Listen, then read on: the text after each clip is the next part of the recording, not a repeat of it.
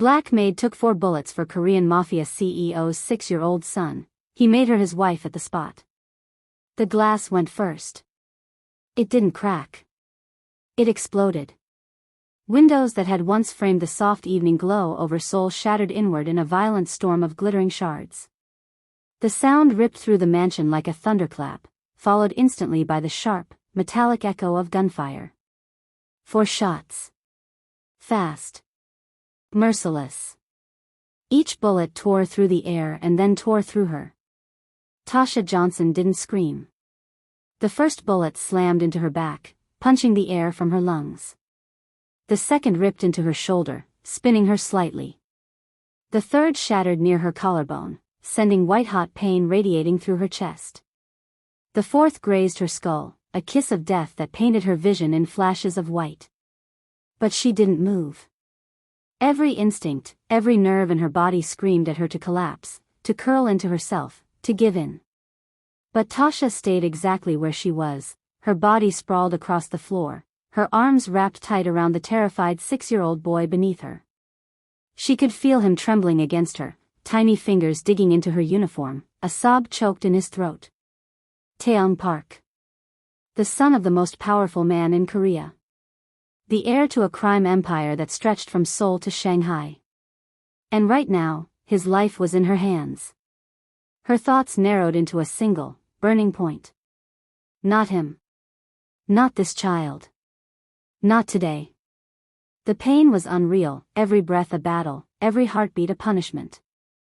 Warm blood seeped from her wounds, pooling beneath her, soaking into the pristine white marble floor of the Park Mansion's living room. This is it, she thought, her mind floating on the edge of darkness. I'm going to die. But if I do, he doesn't. She tightened her grip, pulling the boy closer, shielding as much of him as she could. The world around her dissolved into chaos, a blur of shouting, gunfire, footsteps, shattered glass, and distant screams. Later, people would talk. They'd tell the story in hushed, reverent tones. She took 4 bullets for him, they'd say. And he made her his wife. Right there. On the spot. What the mafia boss did next? You wouldn't believe it. But you're about to find out. The Park Mansion stood like a palace on the hills of Seoul, white stone, black steel, and glass, all sharp lines and silent power.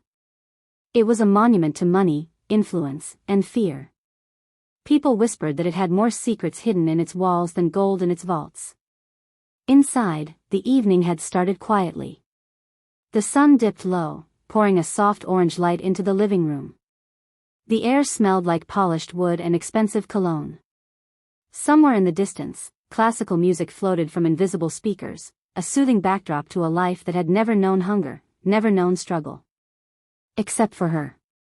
Tasha Johnson moved silently through the room, a white cleaning cloth in hand, wiping down the glossy surface of a glass coffee table. She was careful, precise, her movements calm and efficient. She had learned the rhythm of this house, the way it breathed, the way it watched. Dark brown skin. Curly black hair pulled into a tight bun.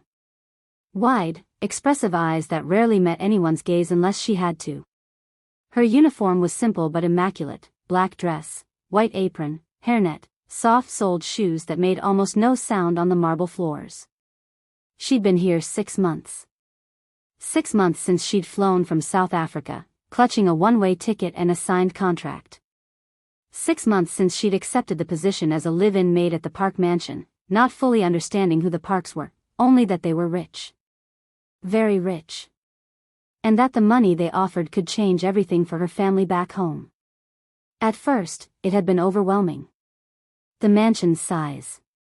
The strange language. The constant presence of silent men in suits with sharp eyes and sharper jawlines. But there was one thing that made it bearable. Miss Tasha, look. The excited voice snapped her attention to the far side of the living room. 6-year-old Taehyun Park stood near the floor-to-ceiling windows, holding up a small toy car. His hair was a glossy black, falling in soft waves over his forehead. His cheeks were still round with baby fat, his eyes bright and eager. He was wearing a tiny navy sweater vest and tailored slacks, like a miniature version of a businessman. But his smile was all child. He ran towards her, his little socks skidding on the smooth floor as he slid to a stop in front of her. "It can go so fast," he said in Korean, and then repeated in hesitant English, look, very fast." She smiled, her heart warming despite the fatigue in her bones. "Very fast, huh?" she said, her English carrying the soft music of her South African accent. "Show me, little man." He grinned and set the car down, giving it a hard push. It shot forward, wheels whirring, speeding across the floor before clinking softly against the base of a console table. Taeyoung giggled. Tasha chuckled, shaking her head. "You know, if you break something in this house," she said, leaning down so her eyes were level with his, "they'll blame me, not you." He pouted. "They shouldn't." "Oh, they will," she replied dryly. "Trust me." He seemed to consider this gravely, then nodded. "Okay," he said, his face suddenly serious. "I won't break anything. I promise." She reached out and gently ruffled his hair. "You say that now. We'll see." In the hallway nearby, two men in suits stood guard, their eyes scanning the room with methodical focus. One of them glanced briefly at Tasha and the boy, his expression unreadable, then turned his attention back to the windows and entryways. The Park mansion was always guarded. There were cameras in the corners, security sensors embedded in the walls, a team of armed men patrolling the perimeter. For most of the staff, it was just part of the job. For Tasha, it was a constant reminder that she didn't belong here. That she was a visitor in someone else's world, a world built on power, on fear, and on blood. She didn't know the details. She didn't want to. But she knew enough. This house belonged to Joo Hyun Park, a man people spoke of in whispers. A man whose name could open doors, or close them permanently. In the study down the hall, he sat at a massive desk made of dark wood, the paneling around him rich and imposing. A single desk lamp cast a circle of light over the papers in front of him. He was in his early 40s, but there was a hardness in his face that made him look older, not in wrinkles, but in weight. Thick black hair combed neatly back. Sharp cheekbones. A mouth that rarely smiled. Eyes like polished obsidian, cold, watchful, decisive. He was signing contracts, flipping through reports, talking quietly on the phone in Korean. "Yes, move the shipment to Busan tonight," he said, voice low but firm. "No delays. If they ask questions, tell them it's a special order. If they push, you know what to do." He hung up, leaning back in his chair, fingers steepled before his lips. From this room, he controlled more than just a family business. He controlled distribution lines, territory agreements, underworld alliances, and debt owed to him in more ways than one. He was ruthless when he had to be, calculated always. But at that moment, his guard slipped. A subtle sound caught his attention, a distant laugh. His son. He tilted his head slightly, listening. The sharp edges of his features softened just a fraction, an almost imperceptible warmth touching his eyes.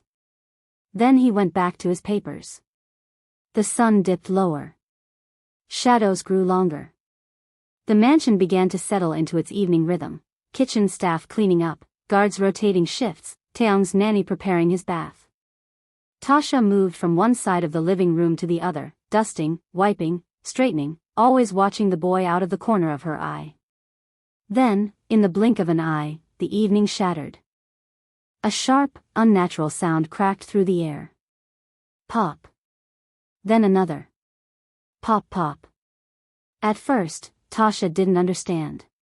She froze with a cushion in her hands, head tilting, brows knitting together. What was that? The next sound ripped away any doubt. The entire left wall of windows exploded inward. The blast was deafening, glass spraying across the room like a swarm of glittering knives. The shock of it slammed into Tasha's body, vibrating in her bones. Instinctively, she threw her hands up, squinting as shards flew past her. The guards at the door reacted instantly.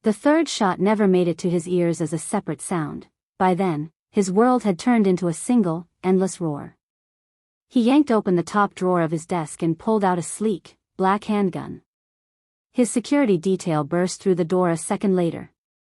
"Stay inside, boss," one of them barked in Korean, voice clipped but urgent. "Wheel." But Hyun Park was already moving. The cold mask he wore, of patience, of calculation, of the kind of man who never raised his voice, crumbled, revealing something raw and frightening beneath. "My son," he said, his voice quiet but deadly. "Where is my son?" "Sir, we don't know yet." "Then move," he snapped.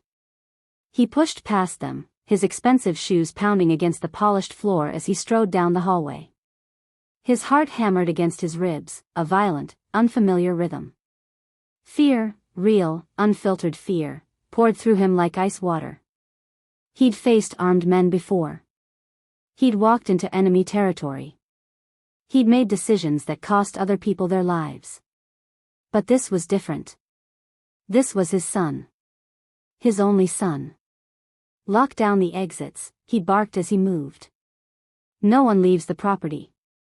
If they're not ours, they don't breathe." The mansion had descended into chaos.